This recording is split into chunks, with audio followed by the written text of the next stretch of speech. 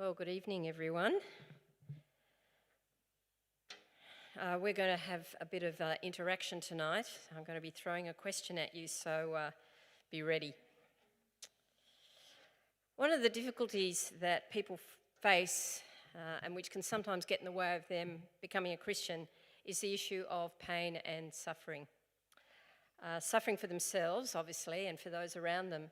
But I think particularly this year, and maybe in the last few years, seeing what happens at a world scale, and I think particularly some of the images of Gaza and some of the war-torn areas.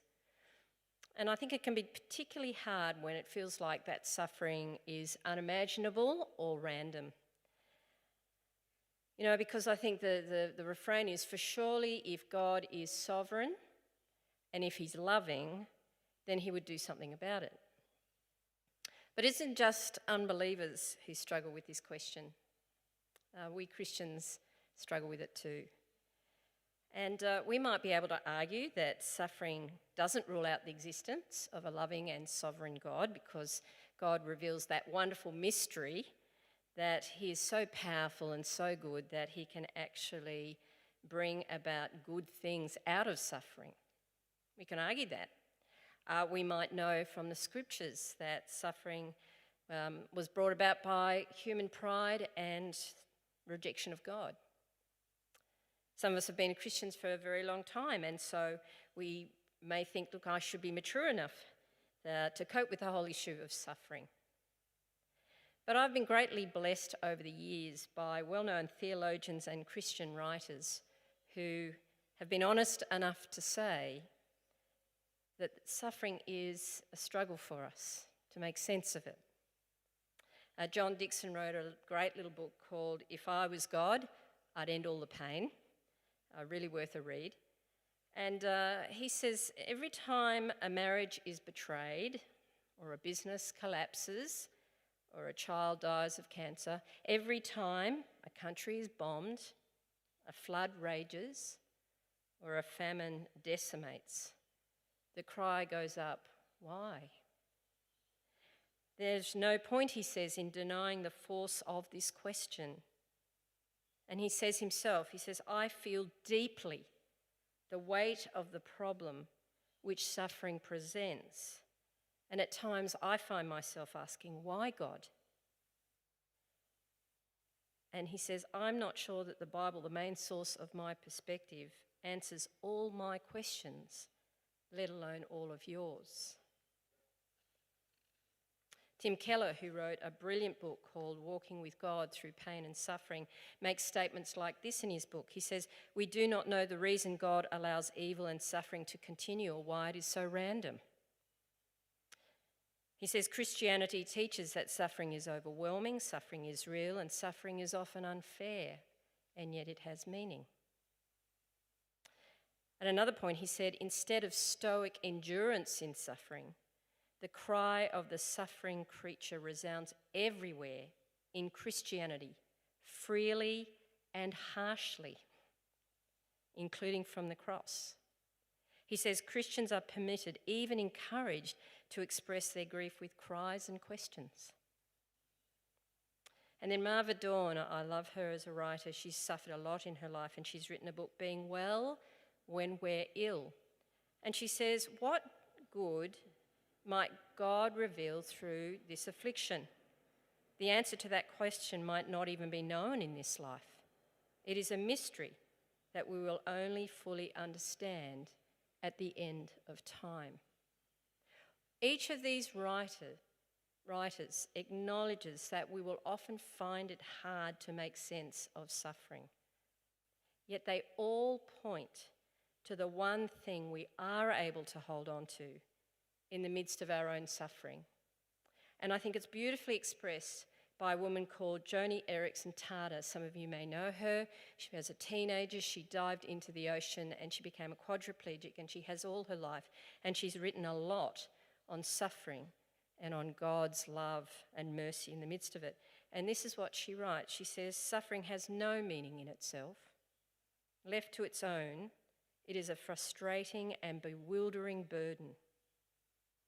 If I am to be held steady in the midst of my suffering, I want to be held not by a doctrine or a cause, but by the most powerful person in the universe. Friends, what makes Christianity unique, and what's interesting is both John Dixon and Tim Keller look at the Christian faith in relation to all the other major religions and major ways people explain suffering.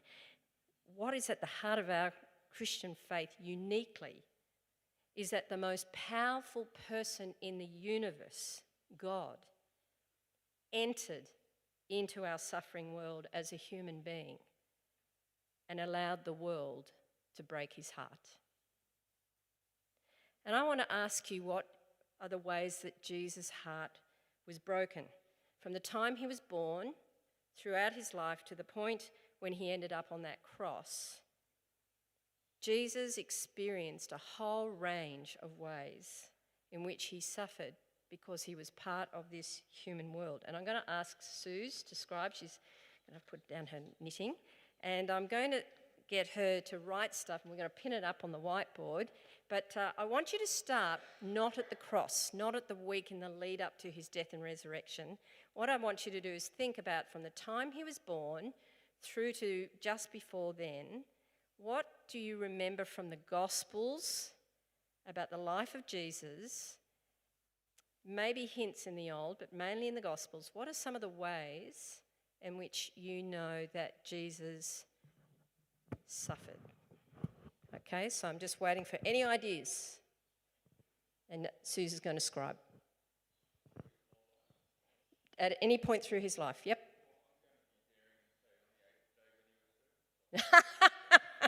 Actually, you know, that's not so crazy. He was human. Yeah, it would have been a very painful day for him as an eight-year-old. Yeah, 8 months old.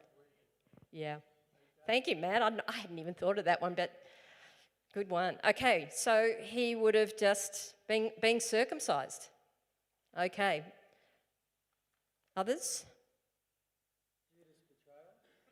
Yes, we'll leave that till the end. Yep, we're going to come to there's a lot there at that end. So before we get to all of that, there's a whole range of things we can pick up on that happened in Jesus' life where he suffered.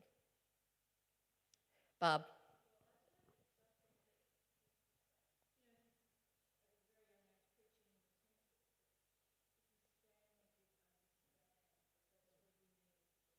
Yes, but I think, Barb, you've picked up on something that we can confirm has then continued to happen, because in the Gospels we do read that Jesus' family did not understand him. In fact, I think the words they said is they thought he'd gone crazy, and that actually some of his brothers didn't believe him. So I think we can say he was misunderstood, and particularly I think say family, because we're going to have others who misunderstood them. So just not understood by his family. Yeah, Alan. Yep, we're going to get to that, so I'm going to come to you shortly on that. We're going to wait till across till the end. Tom?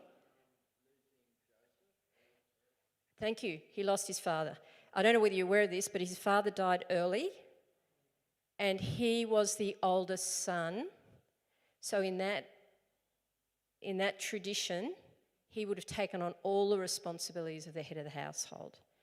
So yes, he lost his dad early. We don't know when, but he doesn't get mentioned. Over there at Robert. Thank you. The temptation, 40 days? Yeah. Exactly. No, that was John the Baptist, but from our understanding, Jesus didn't eat anything. Yeah. So 40 days in the wilderness, but he was being tempted quite significantly, wasn't he? Yeah. Okay. What else? Paul? Breaking the Sabbath. Yep. So he was misunderstood. How would you want to put that? Misunderstood or persecuted? Misinterpreted by supposedly those who God's people. Okay. Yes, he was accused of doing evil when he was doing good. Something around his birth There's a couple of things around his birth. Anyone? Sean?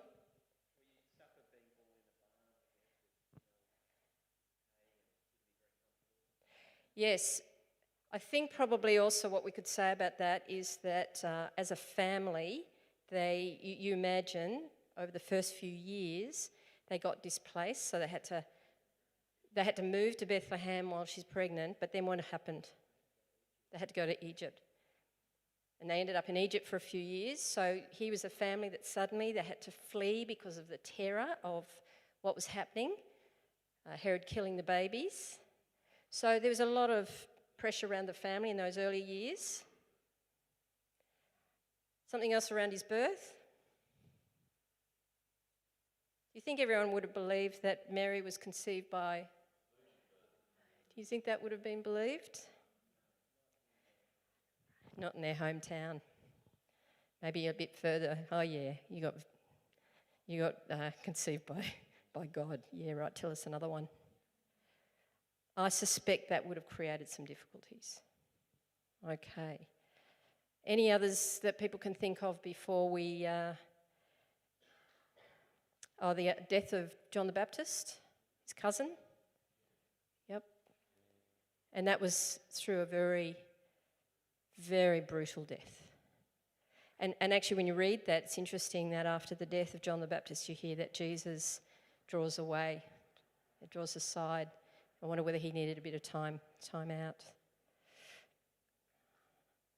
Okay. I suspect he had the usual childhood things that would happen.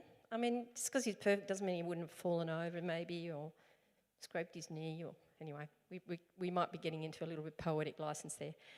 Sharon? Yes, okay, so let's start moving towards things, towards that, the latter part of his life, betrayal.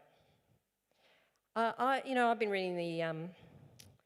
I follow readings, and we're in Matthew, and we're looking at Mark actually, and looking at Jesus' movement to the cross. And I was just struck again that there was Judas sitting at the Lord's Supper, and Jesus was sharing that meal, and he knew Judas was going to betray him. Okay, so we've got betrayal. What else have we got?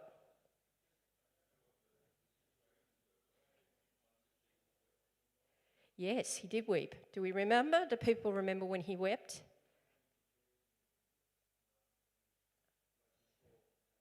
Yes.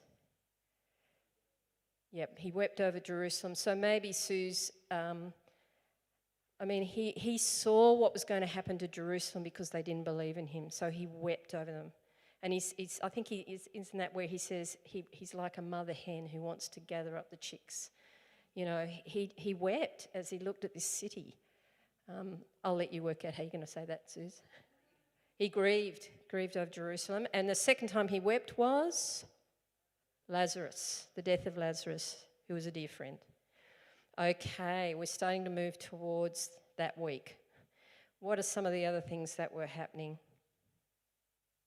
Sharon? Yeah.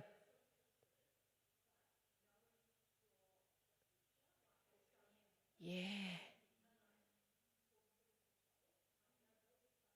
Yep.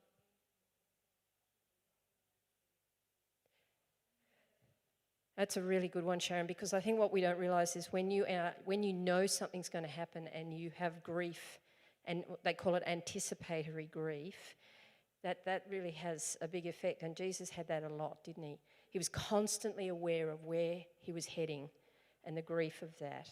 And then there was moments when that was really acute. What was one of the really acute moments when Jesus felt that grief of what he was about to face? Gethsemane. Yeah, in the garden. Yeah, thanks, Robert. And that was a really sad moment for him, because when he went into the Garden of Gethsemane, he turned to the 3 disciples and he said, "Would you just stay and watch with me?"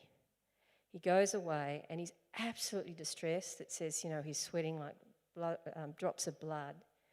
And he's crying out to God and said, "Is there any other way than what I have to face?" And he comes back and they're asleep. And he says, "Couldn't you just have stayed awake for 1 hour?" So there's a sense of aloneness. What was that? Leslie, yeah, disappointment. You know, just wanted that company. And I think we lose sight. We think, oh, he was God. But we lose sight he was a human being, and he wanted people to be with him in that time, and he was alone.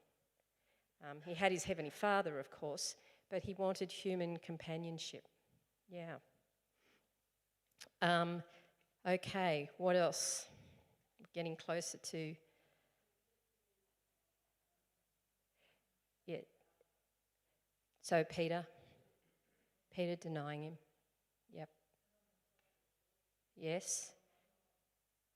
So he experienced the abandonment of God, which we need to remember. We in our life, whether you're a believer or an unbeliever, you will never, ever in this life experience that abandonment by God that Jesus experienced.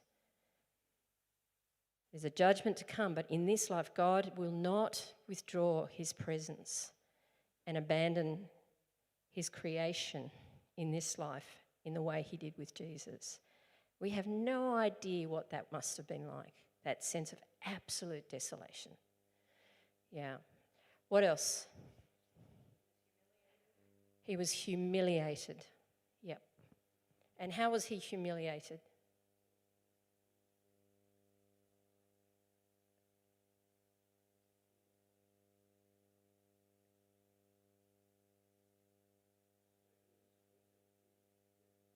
Yeah, he was accused. Yeah. Wrongly accused. Yeah. Yeah, that's right. So one time he has the crowd loving him, and the next minute they've turned on him. So absolute, been completely betrayed by the people. He was mocked, ridiculed. The soldiers made fun of him, stripped naked. Yep. Beaten.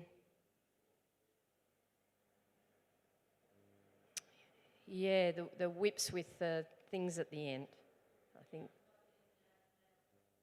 Yeah, nailed on a cross. And again, that would have been naked and bearing the sin of the whole world. Thank you, Suze, for being our scribe. That's not the whole story, is it? There's so much more that was going on for Jesus that we will never comprehend. But the Hebrews writer says that since we have flesh and blood, that Jesus too shared in our humanity. He became like one of us in order that he could both understand from the inside what it was like to be us and to suffer, but also because it was the way in which he was going to free us from the power of suffering, sin, and death. And as Tom read in our reading tonight, that Jesus offered up prayers and petitions with fervent cries and tears to God. And although he was the Son of God, I wonder whether you heard, he learned to be obedient through what he suffered. It was so important for Jesus to actually be one of us and to enter our world and to live that human life. And friends, we need to understand God could have decided not to suffer. He had the power and the privileges of heaven, and he could have remained there.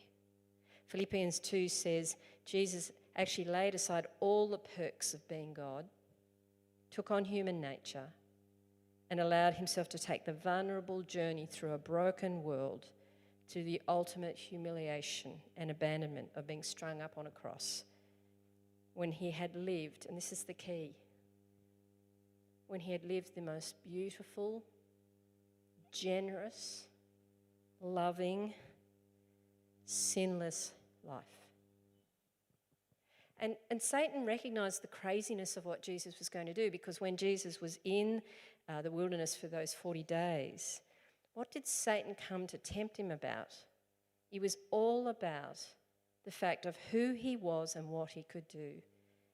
Satan was basically saying to him, use your power. Use your privilege as the Son of God. You don't have to go through this pain and suffering. There's an easier and better way out. And I don't think we understand how tempting it must have been, because we're told in Hebrews 4 that Jesus was tempted in every way, but did not sin. How tempting it would have been for him when those measly human beings came strutting along and in their arrogance wanted to manhandle Jesus, to arrest him. The most powerful man in the universe. And when Peter drew his sword to defend Jesus as the soldiers came to arrest him, Jesus said, do you think I cannot call on my Father, and he will at once put at my disposal more than 12 legions of angels? Does anyone have any idea what 12 legions of angels would be?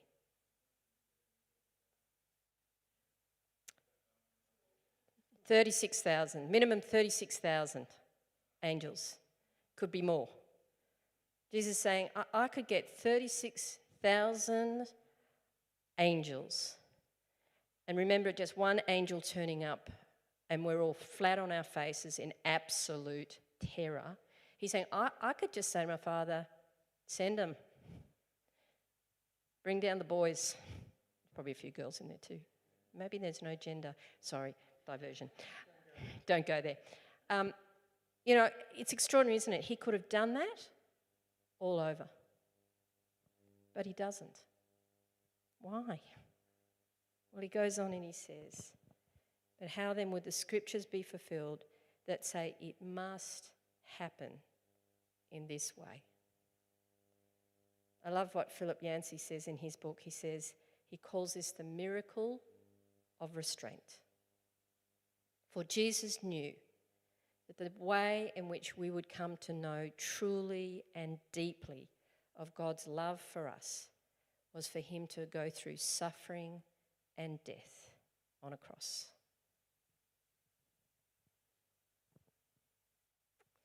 In a moment, I'm going to get you to write down the things that have broken your heart this year. Maybe you feel your family haven't understood you. Maybe you've had a significant death. Maybe you have experienced a sense of being misunderstood. You've grieved. I suspect some of the things you've suffered won't even touch the depths of what Jesus has suffered. But here's the thing. Wherever you sit in your suffering, or whatever you have gone through, Jesus, in a miraculous way, which mostly we don't understand, this side of heaven, is right there, suffering with us. So what we're going to do tonight is you're going to take your card and you're going to write down some of those pains, some of those things that have broken your heart. And I'm going to invite you when we come to prayer ministry. So David will come up in a moment, and perhaps, David, you can pray for us and for those things on our card. But we're just going to give you a moment. Maybe, Suze, you can just tinkle the ivories. Just write down some of those things, because there's something really important in us bringing it out and placing it on that card. And then when we come to prayer ministry, I'm going to encourage you to come up and to hang your thing on this tree here. And as you do, just see what's behind it, the cross. Just put it there. And then when we come to prayer ministry, you can either come to some of us to pray for those things, or if there's something else you're wanting to bring to pray for, feel free to do that. So David, I might hand over to you, and in a little moment, after we've had a bit of music and we've had time to write, maybe David, you could pray for us.